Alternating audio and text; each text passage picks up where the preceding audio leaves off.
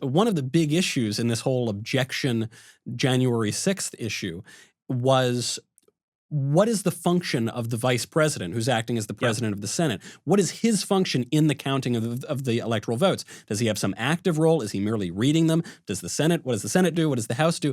And this same issue came up in the Compromise of 1877, which is the Republican Party had one view of the vice president's role. The Democrats had another view. Depending on which way it worked out, that could have thrown the election. And so you end up with this bizarre sort of electoral commission that would then go forward and decide the election.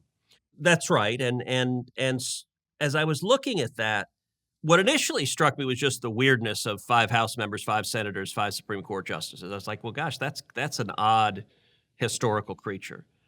But as I was looking at the 2 choices we were facing, I wanted a third option.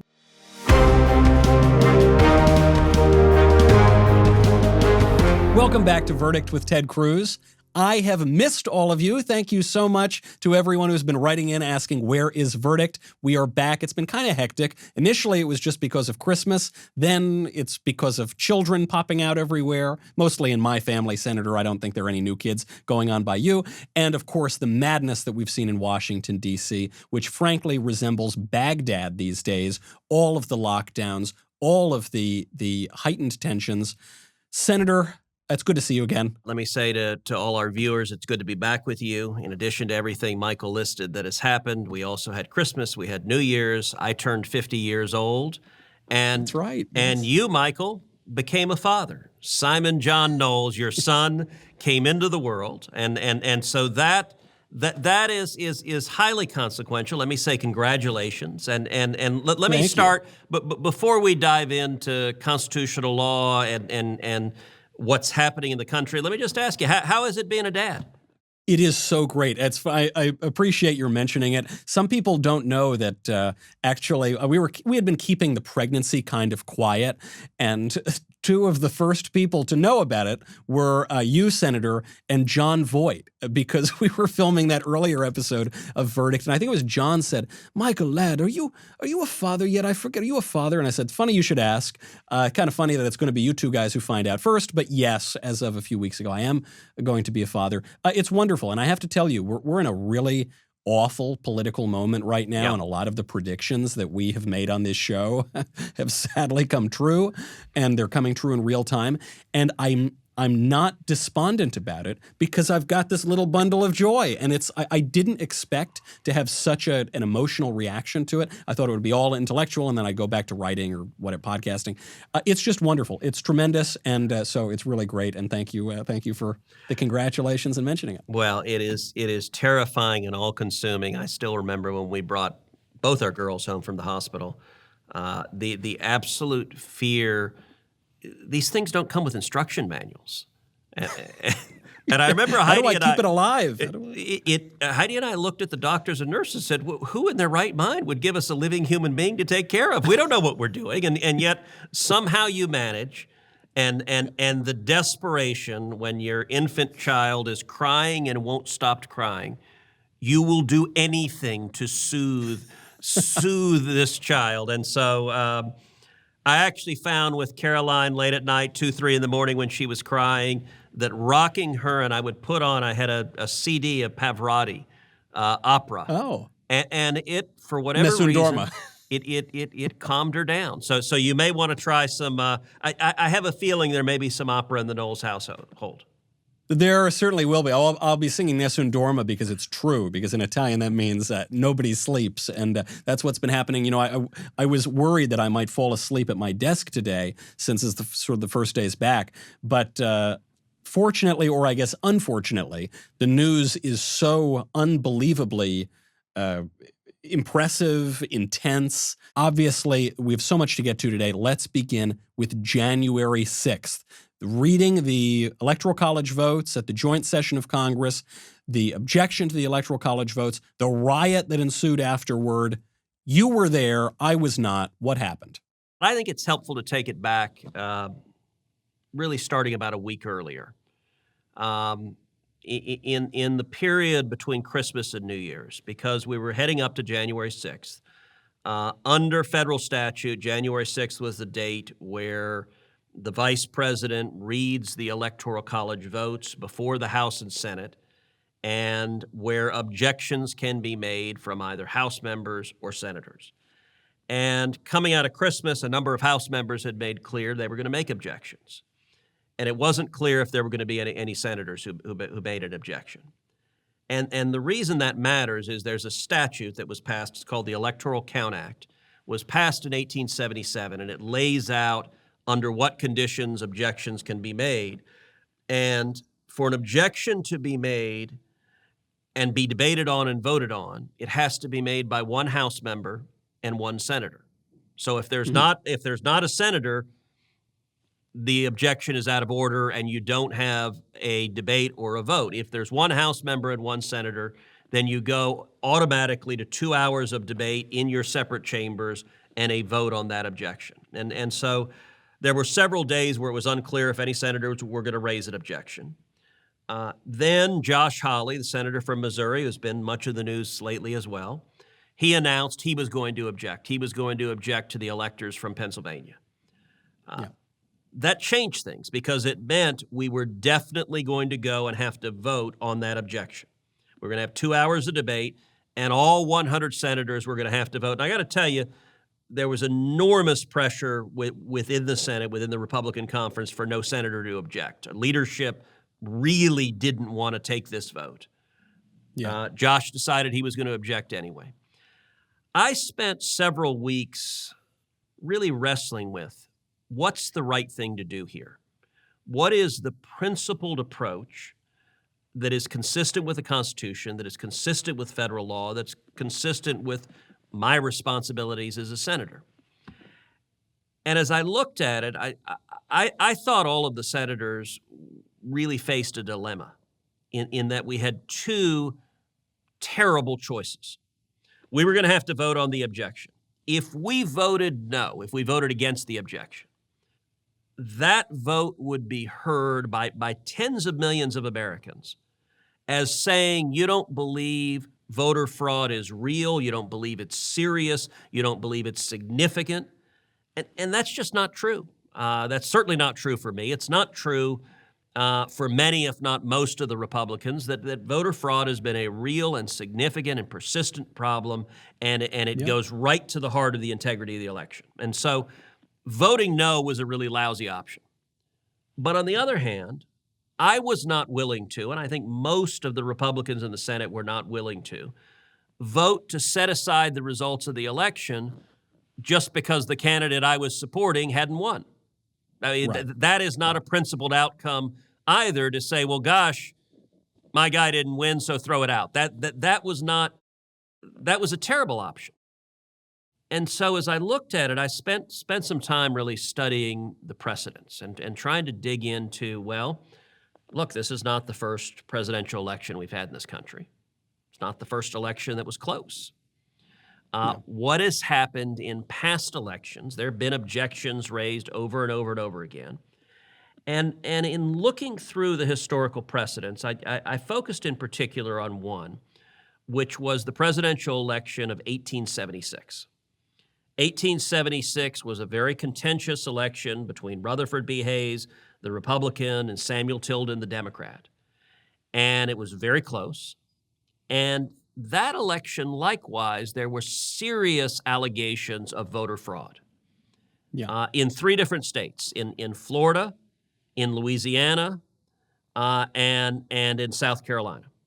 And what Congress did in 1877, so right after the 1876 election, Congress appointed what it called an election commission.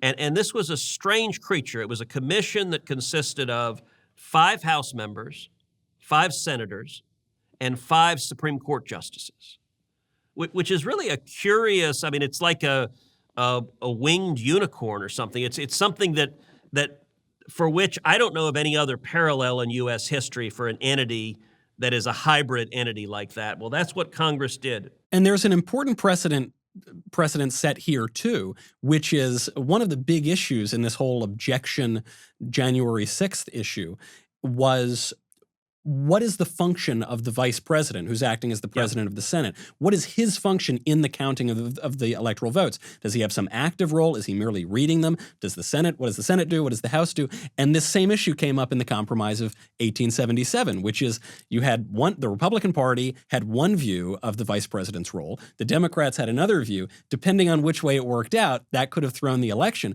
And so you end up with this bizarre sort of electoral commission that would then go forward and decide the election. That's right. And as I was looking at that, what initially struck me was just the weirdness of 5 House members, 5 senators, 5 Supreme Court justices. I was like, well, gosh, that's an odd historical creature.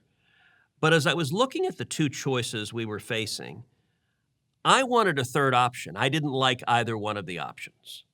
And so I sat down actually on a plane on Southwest Airlines. I pulled out my laptop and flying back and forth from Houston to D.C., and I wrote what turned into about a 2-page statement. And what I did in the statement is I walked through the historical precedents, and I walked through the legal precedents that govern this decision. And I argued we should follow the precedent of 1877, and specifically that Congress should create an election commission that would conduct an emergency 10-day audit, and just like in 1877, consider the evidence and make determinations on the disputed ballots. The 10-day period was important because 10 days, it would have been a daunting task had Congress agreed to do it, but by doing it as a 10-day audit, it would be completed before January 20th, so it wouldn't delay inauguration, it wouldn't delay or impact the peaceful transfer of power, but it would have a credible, impartial tribunal consider these very serious claims of voter fraud. Now, after I wrote it, I thought about just putting the statement out as this is what I'm going to do. But then as I thought about it some more, it occurred to me that it would be better, it would be stronger if other senators were standing with me. And so this was on January 1, New Year's Day. We had a vote. So I was flying from Houston back to D.C. on New Year's Day because we had a vote on New Year's Day. And so I began just talking to other senators. And it started, so the first senator I saw was John Kennedy. And just happened, John Kennedy was on the Senate floor, and I called John off to the side. And I said, hey, what are you thinking about January 6th? And he was struggling with it. He thought the 2 choices were crappy as well. He didn't like them. Right. And so I said, well, here's this idea I have. That's really door number 3. If you don't like the 2 options you've got, maybe there's a third option that is a better option that is grounded in principle and the Constitution and history and precedent. And I mentioned it to John, and I said, here, I've got the statement. You want to take a look at it and see what you think? He did, and he said he was interested and intrigued in the idea.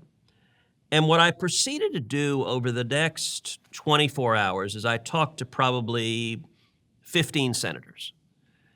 And this was very much one-on-one, just calling my colleagues on the phone. It was almost all on the phone. And I spent, I'd say, roughly an hour apiece on the phone with them, where kind of I just call them and say, hey, what are you thinking about January 6th? And everyone's like, yeah, I don't know what to do. I'm really frustrated. And I said, well, here's this idea. What do you think of it? Let me send you the statement. You look at it. What ended up happening is that a group of 11 senators came together. So 10 other senators joined me in this statement. And they agreed that it was a much better option than the other 2 votes. And so we put out that joint statement as a statement from 11 senators that we were going to object on January 6th. But this is really important, Michael. We weren't objecting saying throw the results out. We want the candidate we favored to win.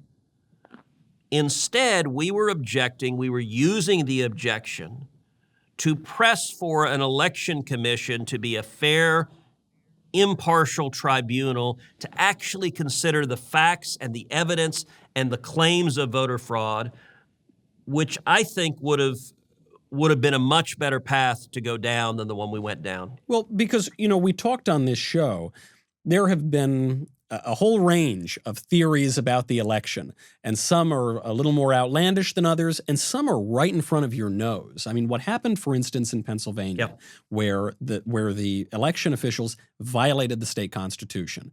That is the clearest example of irregularities, but you had other irregularities in Georgia and other places as well. So there is this problem, this fear in people's minds that they can't trust the integrity of the electoral system. And we've gotten mailbag questions saying, well, what are we going to do in the future if we can't trust the elections? So it would seem that it's in everybody's interest, including Democrats for that matter, to shore up some trust in the system, have a commission, go out, do this for 10 days. Is it going to, throw out the results of Pennsylvania? Probably not. But to at least get on the record, take these issues seriously. And there were other approaches to this. I mean, I know Senator Hawley kind of had his own approach to these election issues. But you had this. You released the statement. I read the statement. You had other senators join on to it. And then this riot breaks out. And let me stop you before we get to the riot, which was obviously a major occurrence. I think the point you just made is really important, that going into this election, coming out of this election, we have seen overheated rhetoric like crazy on both sides of the political aisle. Yeah. The Democrats and the news media, and sadly the news media is now just part of the Democratic Party. They are one. Their talking point is there is no voter fraud. It doesn't exist. And for you to say voter fraud is just, I mean, it's amazing. You read any newspaper article, and anytime there's a reference to voter fraud, I think the editors mandate they put in, which is totally baseless and false. Yeah. And look, voter fraud has been a persistent challenge in elections, and the media narrative that it doesn't exist and you can't say it exists, it is weird rewriting history. Yeah. Now listen, on the other hand, President Trump's rhetoric, I think went way too far over the line. I think it was both reckless and irresponsible because he said repeatedly, and he said over and over again, he won by a landslide, there was massive fraud, it was all stolen everywhere. That evidence, the campaign did not prove that in any court. Right. And to make a determination about an election, it has to be based on the evidence. And so simply saying the result you want, that's not responsible. And you've never heard me use language like that. Right. What I've said is voter fraud is real, and we need to examine the evidence and look at the actual facts. And in particular, what is the evidence of how much voter fraud occurred, and did it occur in sufficient quantities and in sufficient states to alter the outcome of the election? That would have been the mandate of the Election Commission to assess. And, one of the things I pointed out on the Senate floor, Reuters polling shows 39% of Americans believe the election was rigged.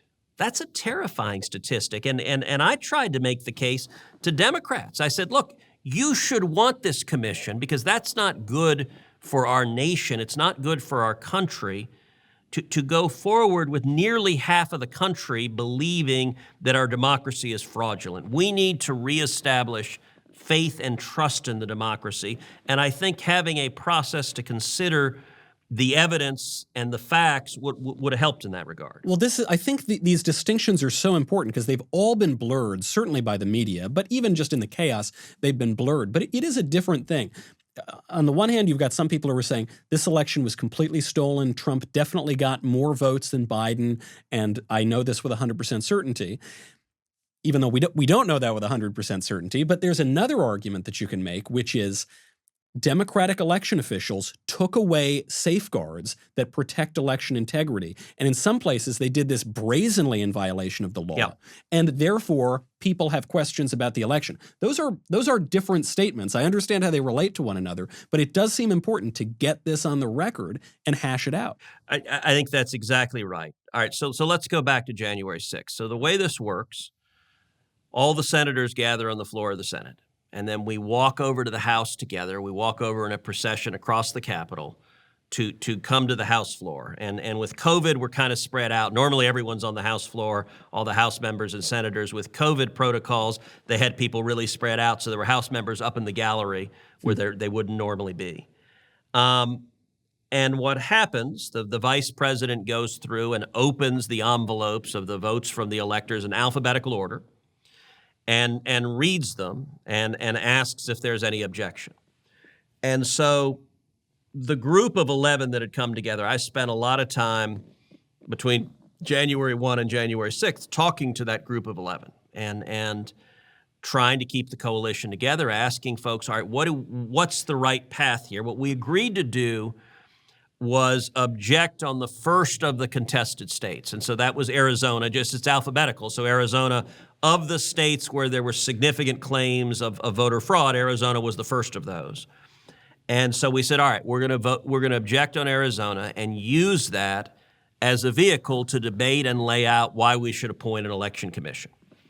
So I made the objection for Arizona, did it. Paul Gosar, who's an Arizona congressman, objected as well, because there was one senator and one House member. There actually, I think there were 6 or 7 senators who joined my objection. Yeah.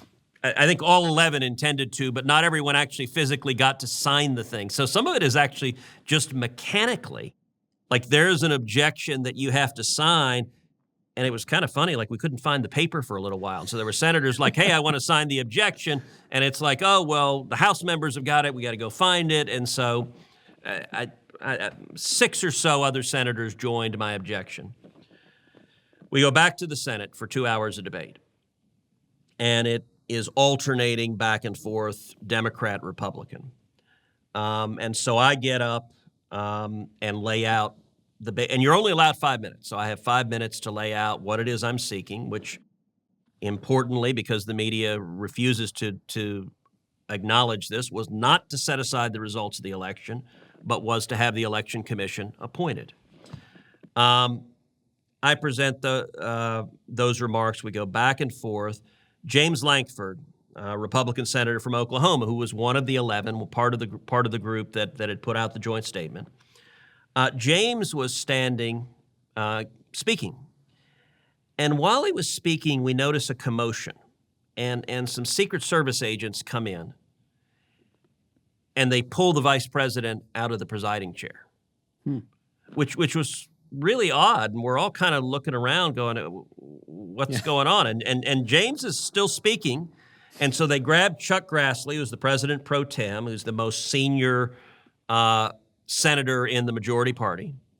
And so Grassley goes and takes the seat. And we're all kind of like, okay, well, what happened to the vice president? Nobody knows at that point what's happening. And then, I don't know, a minute or two later, police officers come in and they interrupt the proceedings. And they say, lock the doors. And so we stop, James stops talking, and they suspend the proceedings on the Senate floor. And the police officers come in and say, close all of the doors to the Senate chambers. There's doors around the bottom. Close the doors up top around the Senate gallery. And they're yelling. I mean, there's an urgency. They're saying, get everyone in here. Everyone sit in your desks.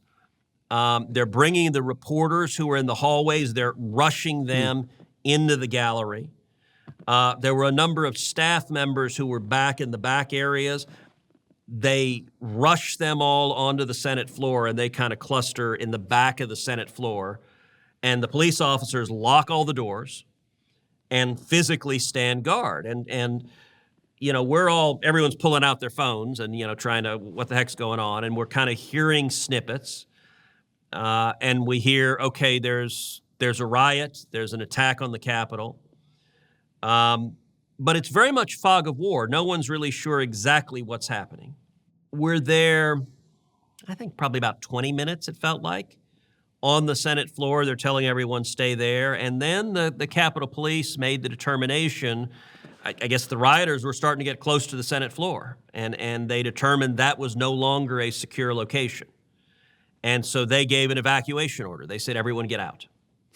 They said, you need to go get out and move now. And so all the senators, the staff, the reporters, we all exit. And are they directing you at this point? They're saying, yes, go out that door, go this way. Yes, yes. They're telling us exactly where to go. And look, the Senate, you know, there are a lot of folks that are not spring chickens. And so there's some senators in their 80s who are not the most mobile of folks, and they're trying to evacuate. And the Capitol Police are saying move quickly. They're not saying stroll. They're saying, I mean, it was pretty tense. Get out. And so we exit, and they move us to a secure third location, so away from the Senate chamber. And so we're all together. All the senators are together in a secure location. And we're there for the next several hours. And we're watching TV at this point. We're all on our phones. We're seeing what's going on, and we're horrified. Right.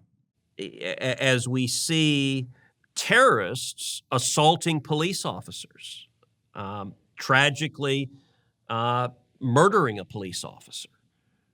We see a violent assault on the Capitol. We see terrorists breaking onto the floor of the Senate chamber and the floor of the House. And all of us are horrified by what we're watching. Now, I will say we're in the secure location we were there.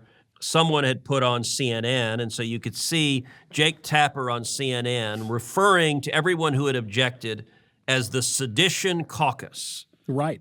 Which goes back to just the shameless propagandists that journalists are. But that's Trump has broken CNN. Trump has broken journalism.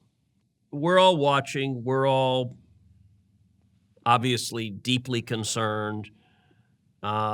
Capitol Police is pressing back. Capitol Police is trying to retake the Capitol. Secret Service is engaged. D.C. Police is engaged. And so there's a concerted law enforcement effort to retake the Capitol. Over the next couple of hours, there are a lot of different discussions among senators. I brought the group of 11 together, and we kind of huddled in the back.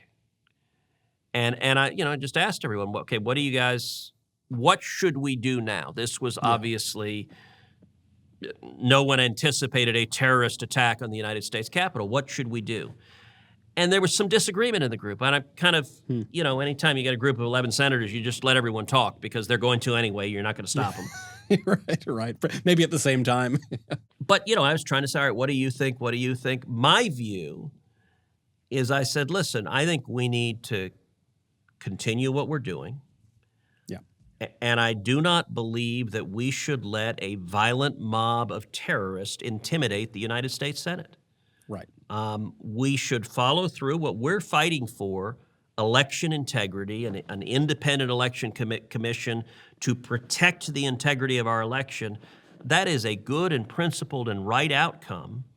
And there were several senators who said, well, maybe we should stop because of the riot. And I said, look, why would you let the rioters win? Why would you change your behavior because terrorists have attacked the Capitol? Well, it would seem also to grant the premises of, well, certainly of CNN, but also of the people breaking into the Capitol, which is, when you hear this term Sedition Caucus, what is being told is that it is seditious, it is undermining of the American constitutional order to raise an objection and to call for an electoral commission.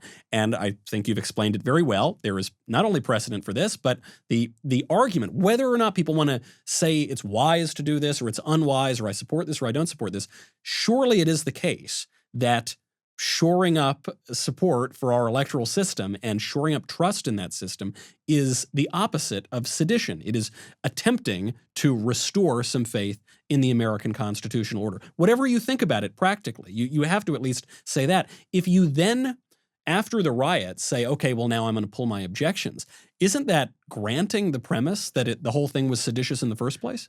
Yeah, look, I think you're right, and that's one of the reasons that I think we thought it was a bad idea. The point you just made, I think, is really important, which is the forum that we were having this debate, the floor of the United States Senate, is the exact right place under the Constitution, under federal law, to have this debate. That's actually, in our constitutional system, how we resolve differences of opinion over legal issues, over policy issues, over differences between us, is we debate. The Senate is supposed to be the world's greatest deliberative body. Standing and making an objection on the floor of the Senate is operating within the constitutional system, and it is the antithesis. Right. It is the complete opposite of settling disagreements through violence and terrorism and rioting and assault. Yeah. And, the Democrats right now So in the wake of this terrorist attack, we've seen the Democrats trying to go after everybody. And I got to say, Michael, where we are right now, it reminds me of the end of every Godfather movie. You know, you think of all three of the Godfather movies, the end of the movie, they settle all the debts. You're right. And they you're right. and they eliminate all their enemies. That's what the Democrats are trying to do now. So are they trying to destroy Donald Trump? Yes, and they're trying with all their might to destroy him. But he's not the only target. They're trying to destroy me.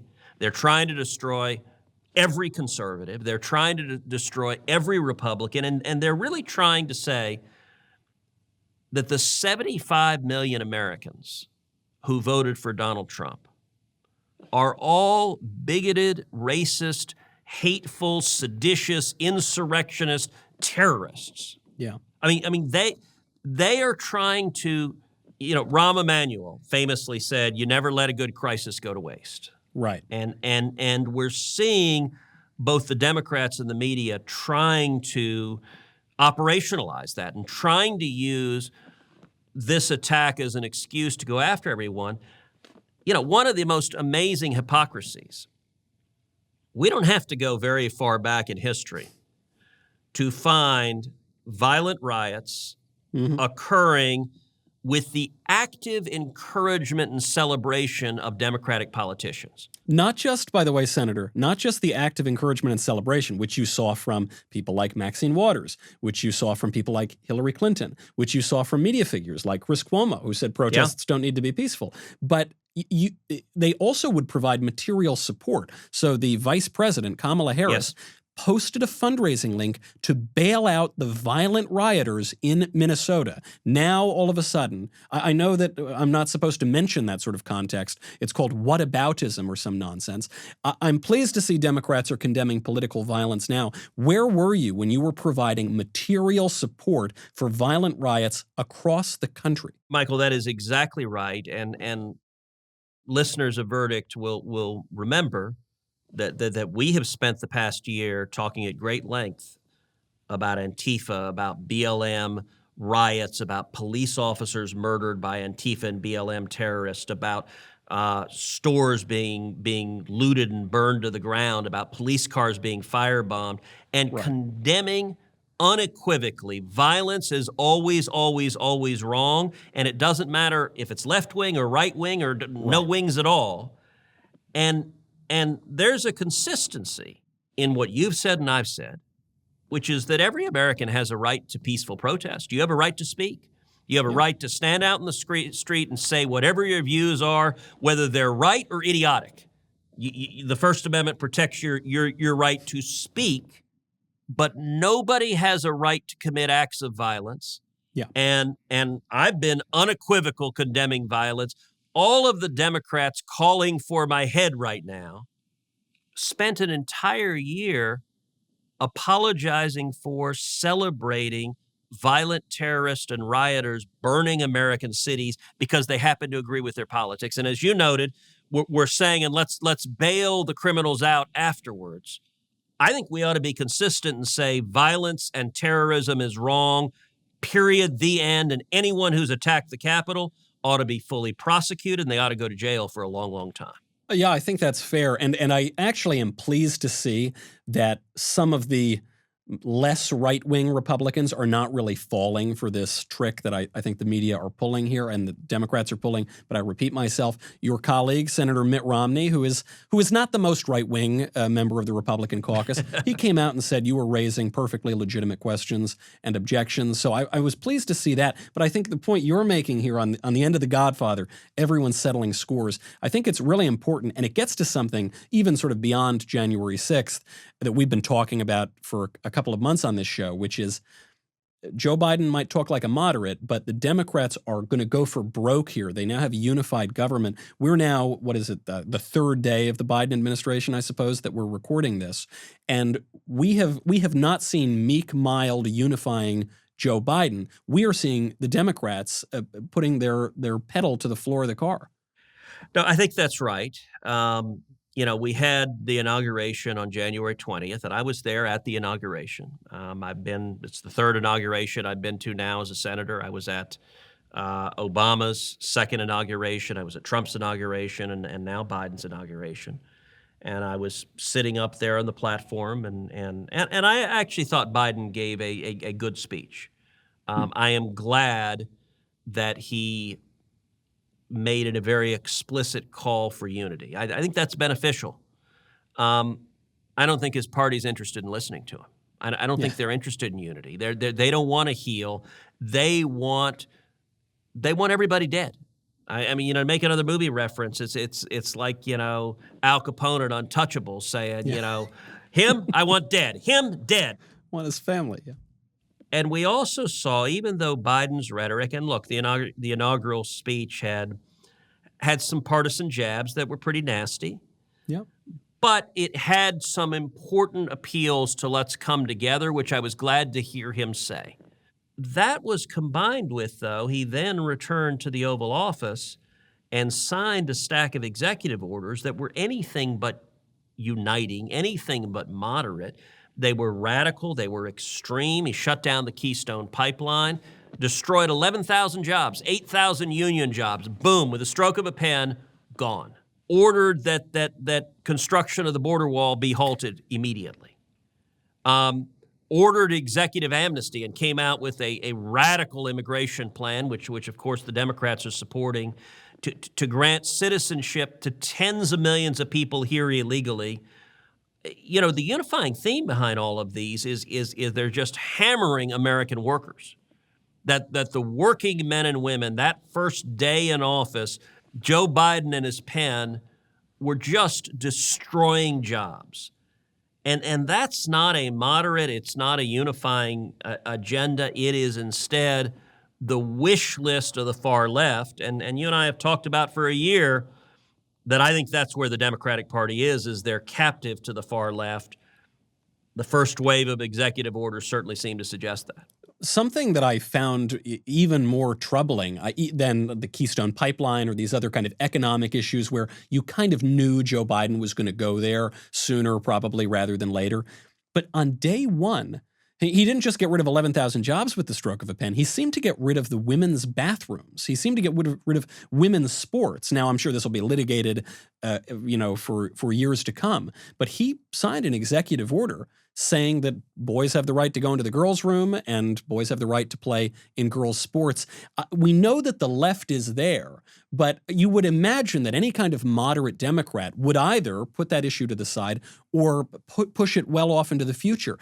Does it seem to you, as it seems to me, that by addressing that kind of a radical idea on day one, he's signaling there ain't going to be no moderation?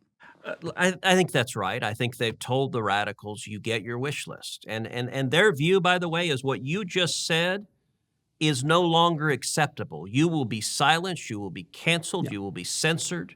Yeah. That they want to, if you think that your girls' soccer team ought to have girls on it and not people who were born biologically male, the view of the radical left is that is verboten. Yeah. That is, you're not allowed to have that view. You're not allowed to say it. And it's bigoted and discriminatory if you do. Right. Right. That's right now who's driving the train in the Biden administration.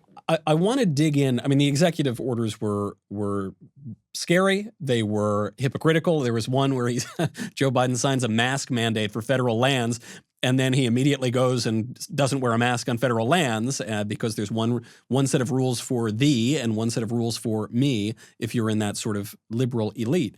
But I want to get beyond the EOs into some of the worries that we had before the election. Issues like mass amnesty. I guess we saw that in the executive orders. Issues like getting rid of the filibuster. Issues like possibly adding new states, Puerto Rico and Washington, D.C. I mean, these are the kind of issues that could destroy the Republican Party at the national level forever. Yep. And that will require some legislative work, so that'll take place in the Senate, that'll take place in the House. What is your view on the likelihood and the timeline of those kind of worst-case scenario policies? Well, the big first step is whether or not the Democrats end the filibuster. To do that, they would have to exercise what's called the nuclear option. The Senate is 50-50. They're 50 Democrats, 50 Republicans. Any tie, Kamala Harris, the vice president, breaks. So it is the narrowest Democratic majority possible. Right now, at least, Joe Manchin, Democrat from West Virginia, is saying that he won't support ending the filibuster.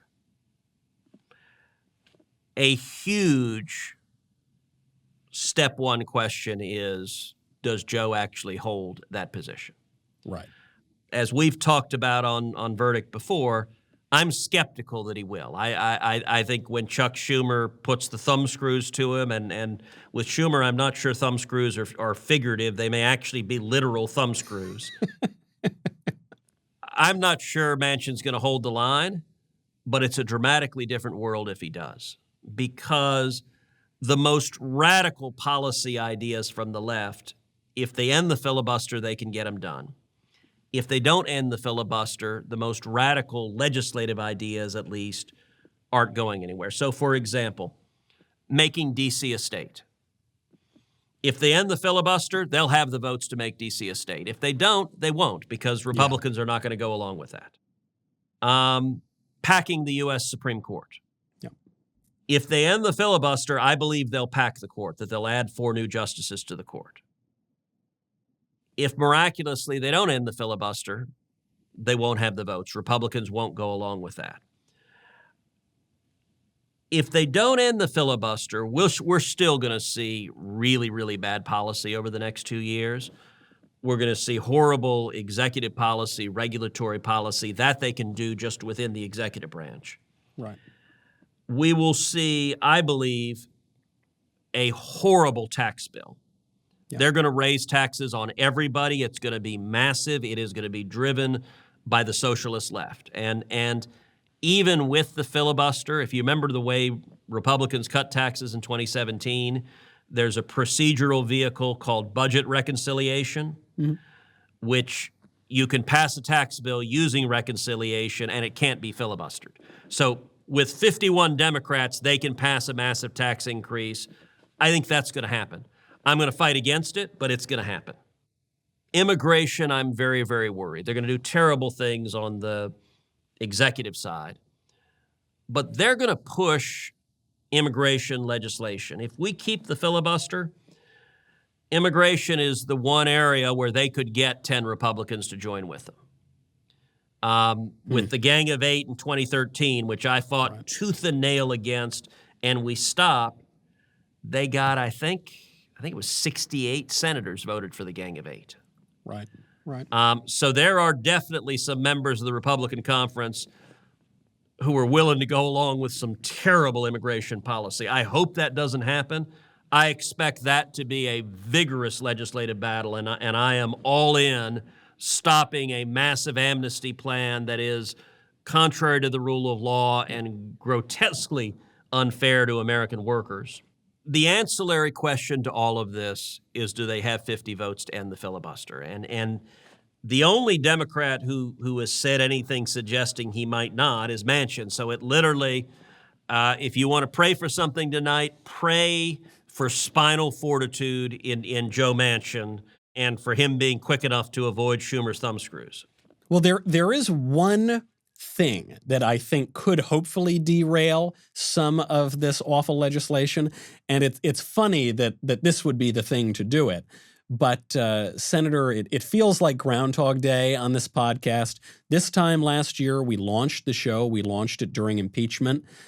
Now, history repeats itself, first as tragedy, then as farce. We are once again in the impeachment of Donald Trump, who, for those of you who haven't been watching the news recently, is no longer the president. But there is, I guess, going to be an impeachment trial to remove from office the president who is no longer in office. Presumably, I guess the bright side is this could derail some of the Senate's time and focus. I truly have no idea what this means. I didn't know that you could impeach a president who's no longer in office. I still don't know that you can. You are a constitutional scholar and a practitioner of the legislation that's going on in the Senate right now. What on earth is happening? Well, the Democrats are hell-bent on going forward with impeachment. And so we're doing yet another impeachment. The House has already impeached Donald Trump. The Senate, they decided today that the trial is going to happen the second week of February.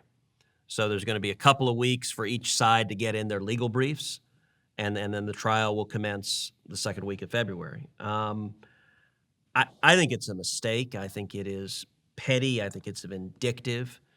And, look, Trump has left office. He's no longer president. At this point, they're simply exercising their primal rage. They hate the man so much. And, you think of the challenges facing this country. I mean, we've got a global pandemic. We have tens of millions of people out of work. We have a lot to be doing rather than looking backwards and fulfilling the Democrats' fury and hatred directed at Trump. But that's where they're going to go.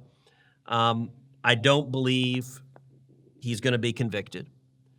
To convict him takes 67 votes. I don't think that'll happen. And I imagine our next podcast, maybe our next couple, will be talking about different aspects of that.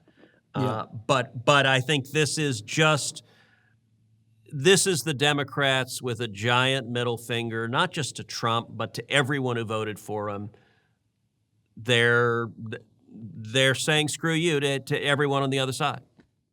I'm trying to even figure out what the argument is here for impeachment, because I guess they're going to charge him with inciting a riot or inciting an insurrection or kind of whatever language they want to use. Now, of course, President Trump, whatever you think of his actions between the election and January 6th, on January 6th, he did say, be peaceful, right? Don't be violent. And while this riot was going on, he said, go home, be peaceful, don't do this. So I don't see how they're going to get him on that count, really, unless they totally change the definition of insurrection. But beyond that, I just have the constitutional question. Can you impeach, can you convict a president who's no longer in office? So that turns out to be a complicated constitutional question. And the answer is not a slam dunk on either side. It is an open question, and there are serious scholars on both sides of the issue. If you look at the text of the Constitution, there's support both ways. So, for example, the Constitution provides that the Chief Justice shall preside for the impeachment of the president. Well, Donald Trump today is not the president. In the United States, there's only one the president at any point in time. That's why he has the definite article, the. Right. And the president today is Joe Biden. So one of the consequences of that is when the trial happens in February, I expect and imagine John Roberts will not be presiding because Trump is not the president. If you look at the history and the precedents actually in the U.S., whether you can impeach or whether you can try someone after they've left the office has been hotly debated for hundreds of years. It has happened. The House has impeached and the Senate has considered proceedings for officials who've left office. So there is historical precedent. The term of art is late impeachments is what it's called. If you look at British common law and the practice of impeachment in Great Britain, there were precedents there for late impeachment as well, for people who are out of office being impeached after the fact. And so there is I think a reasonable argument that it is permissible. The counter to that is the language in the Constitution. It is focused principally, the objective of impeachment is to remove someone from office. Right. Is to get someone out of office if they can no longer carry out the role or the job consistent with the responsibilities. And of course, the predicate is high crimes or misdemeanors, which we talked about a lot on verdict. Someone who's already left office, getting them out of office has already happened. So the central objective of impeachment is already satisfied. I expect the question of whether you can impeach a president after he's left office to be vigorously debated. I'm sure Trump's lawyers will argue at length that you cannot. I'm sure the House's lawyers will argue at length that you can. And none of that's going to dissuade Chuck Schumer. He's going ahead. The Democrats are all going ahead. All of them will vote to convict. And I think on the question of whether you can impeach a president after he's in office, there will be senators who arrive on both sides of that issue. Well, I have a conspiracy theory of my own that CNN is putting all of these senators up to this trial because even though they wanted Trump out of office, they really like him for the TV ratings. So they just, even though he's gone out of the White, they want to keep him in the national picture. This all brings us to the question that is certainly on my mind. I think it's on everybody's mind. It was sent to us actually as a mailbag question from Margot. Question is, so what now? We are arrived at the worst case scenario, right? Democrats have the House, they have the Senate, they have the White House. Where do we go from here? What practical steps can conservatives take to combat all the leftist policies already being enacted? Yeah, it's a bad situation. And one of the things that made it much, much worse was the outcome in Georgia. So on January 5th, we had the two Senate runoffs. I went to Georgia 3 times in December and January, campaigning on the ground, campaigning to try to hold those seats. You joined me for one of those rallies. That's right. Yeah. Yeah. Look, I said at the time the Georgia Senate races were the most consequential Senate races of our lifetimes. I think that's right. And if we look at what happened on January 5th, we now have the election results and we can see what happened, which is Republican turnout was down. Democrats showed up. They were unified, they were pissed off, they hate Donald Trump, and they all showed up in mass. And Republicans, and we tried to energize folks, but Republicans were demoralized, they were dispirited, they were frustrated at the results in the presidential election, and Republicans stayed home.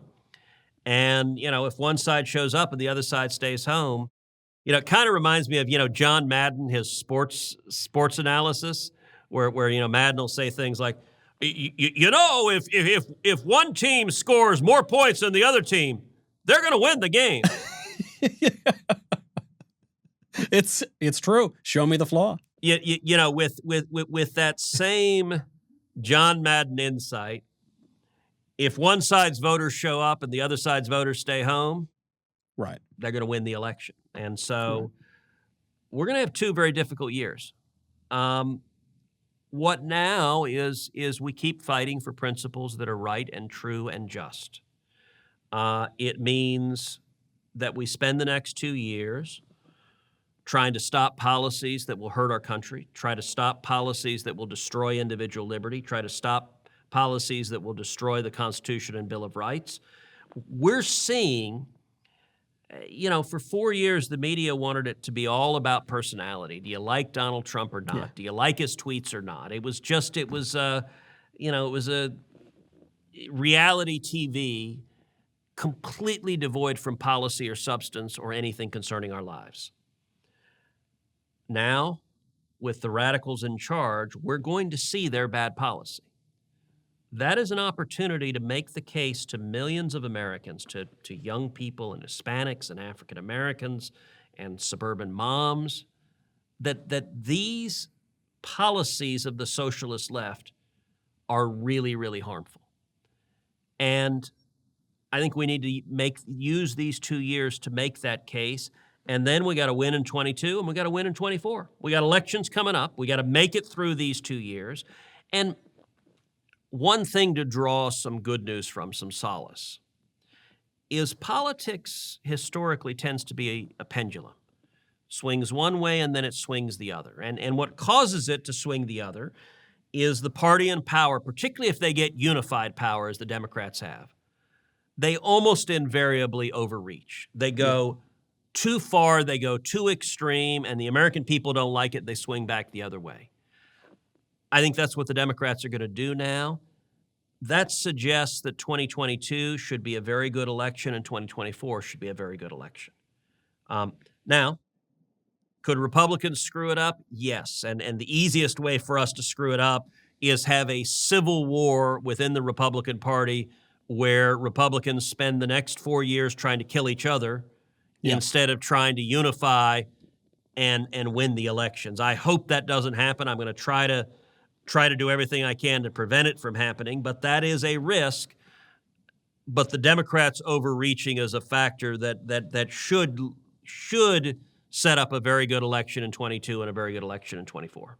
I think that's all great points, but in particular, this idea about the civil war among Republicans, because if the left is able to really divide the Republican Party, that's kind of their best hope. I mean, I think they've frankly already overreached with the executive orders from day one, but it's also why I was very pleased to see your colleague Mitt Romney come out and be supportive of, I believe, the Constitution, but also supportive of you and others of your colleagues who maybe are a little more on the conservative side. Yeah, and I appreciated Mitt saying that. That was gracious and helpful of him to say. Yeah, and if there can be some unity from Republicans, I agree that the map is looking good, the climate looks good, assuming we can ensure election integrity, which was obviously a topic we talked about a lot today. It could be a good year in 2022, but all of that, of course, begins now, and even 2024 begins now. I have to move to a different topic. A disturbing topic, Senator. This is from Dominic. Senator, did you at least chuckle when Chuck Schumer had his Freudian slip on the Senate floor and said that Trump caused an erection? I'll just say it. I know this is a family show, but the Senate Majority Leader said it, so I'll say it too. Well, look, I mean, Chuck is really, really excited about being Majority Leader, and I think he showed his excitement to the world. He did. Yes, I chuckled heartily, and there are times when the Senate is supposed to be this august deliberative body, but there are other times where it's a junior high, and I have to say this: that mental image, I could have gone my entire life without ever having it in my mind. And I really, my life was complete without ever once having that image. Yes. For those listeners, by the way, who don't know, a Freudian slip is where you say one thing but mean your mother. So just to give you some context for what happened there. I'll show myself out, by the way. Galen wants to know, this will be the last question before we go, because I know we've gone a little longer today, but Senator, I missed you so much. There was a lot to catch up on over this past month, or even a little more than a month. Galen wants to know, what are your priorities, top priorities for 2021? And do you think the GOP is going to keep it together, or do you think we're going to fracture? Stop bad policy and win hearts and minds. So I've sat down with my Senate team and I've said, look, we're in a very different posture. If you look at my time in the Senate, so I've now been in the Senate just over 8 years. And first 4 years I was in the Senate, Barack Obama was president. We saw lots of bad policy coming from the White House, and I viewed my job as leading the loyal opposition, doing everything I could to stop policies that would hurt 29 million Texans and hurt the country. Starting January 2017, we had a Republican president in office. Donald Trump, I agree with him on many things. I disagreed with him on some things. But we spent the next 4 years, I worked hand in hand with President Trump, trying to deliver big policy wins for the American people. And I think we did. I think if you look at the policy record of the last 4 years, it's remarkable. That was a very different posture because we weren't trying to fight to stop disastrous policies. We were instead, I spent those 4 years a lot more time sitting in conference rooms with other senators, hammering out legislation and trying to bring Republicans together to get 50 Republicans to yes. And we delivered some really big wins. I've already sat my team down and said, you know what, we're back in the first 4 years. We're back in the mode of stopping bad policy. Now we have less leverage than we did back then because then we had a Republican House. We don't now. So I'll use every lever I've got to try to stop bad policy, but we're going to see a lot of bad policy over the next 2 years, which means that winning hearts and minds, explaining why these policies are so harmful, bringing them home and connecting with people. And, Verdict listeners are educated and informed and engaged on the issues. And so a lot of what Verdict is going to try to do is give you the tools when you're talking to your family around the dinner table, when you're at the water cooler at work or at school, give you the tools to understand what's going on and why these policies matter. And I think that's how we bring the country back. And just look, as I travel around, a lot of people stop me really worried, really dismayed. What are we going to do? And I say, listen, it's going to be a rough 2 years, but we'll make it through it.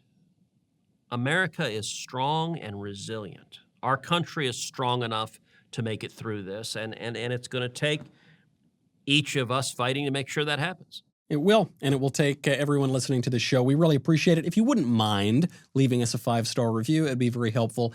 If you would subscribe while we're still on podcast apps for now, hope they don't take us off. We will be back much more quickly than we were over the past month or so. Christmas is over. New Year's is over. We are in a whole new political universe. And in some ways, though, as we look forward to impeachment, it seems like so much more of the same. We will dig into what's going on and look forward to the future. Senator, thank you very much. I'm Michael Knowles. This is Verdict with Ted Cruz.